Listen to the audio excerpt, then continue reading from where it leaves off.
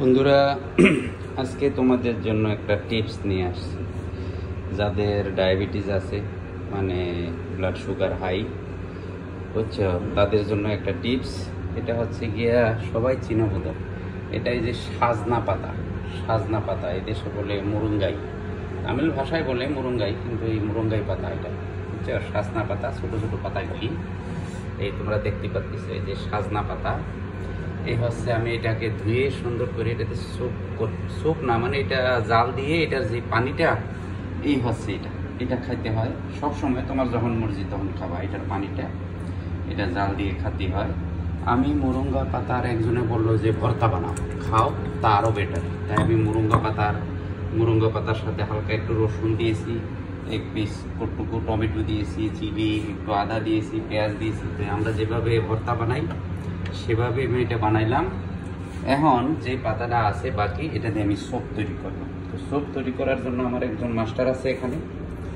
আমি স্যুপ কখনো তৈরি করিনি, তো উনি আমাকে শিখাবেন কিভাবে স্যুপ তৈরি করা হয়। যার কারণে কটুকু করে তোমাদের দেখাচ্ছি স্যুপ কিভাবে তৈরি করে।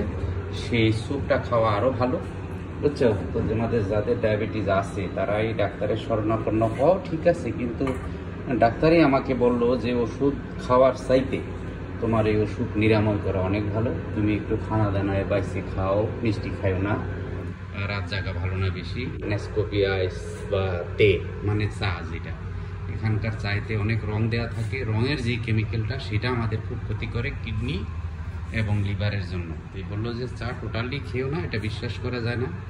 আর হচ্ছে গিয়ে যে কফি যেটা খাওয়া কিন্তু কম, তুলনামূলক চিনি কম দিয়ে কম খাওয়াটাই ভালো। আর এই যেটা বলতেছিলাম সেটা হচ্ছে গিয়ে যে তোমার নেসকফি, এটা একটা গাম জাতীয় জিনিস, এটা খুব আঠালো জাতীয়, এটার একটা দেখবা খুব, কারো যদি নেসকফি ঘরে অনেক দিন পরে থাকে সেটা শক্ত হয়ে যায়, এর মানে সেটাও খুব খারাপ। আমাদের যাদের ডায়াবেটিস হয়ে গেছে তাদের জন্য খারাপ, আর যাদের হয় নাই তাদের তো বলার নেই, ঠিক আছে। তবে বাইসে চলাটাই ভালো, সাবধান হওয়া ভালো। আমিও আগে এভাবেই ভাবতাম আমার হবে না, আমি চিকন মানুষ, আমার কখন হবে, কেন হবে, হয়ে গেছে, বুঝছো? আমার ব্লাড সুগার ছিল 11.3, ওখান থেকে আজকে 4-5 দিনে 8.3-এ আসছে। ডাক্তার বলতেছে তুমি মেডিসিন নিও না, মেডিসিন নিলে এটা সারা জীবন নিতে হবে, এটা খুব ক্ষতিকর। ডায়াবেটিসের মেডিসিনটা খুব ক্ষতিকর, মানুষের অনেক সময় মানে একটা উপকার হয় 10টা ক্ষতি হয়, এটা বুঝে নাও। তাই আমি এই পদ্ধতিটা অবলম্বন করলাম এবং এটা খুবই ভালো। বন্ধুরা, তোমরা বিশ্বাস করো এবং এটাতেই নিরাময়।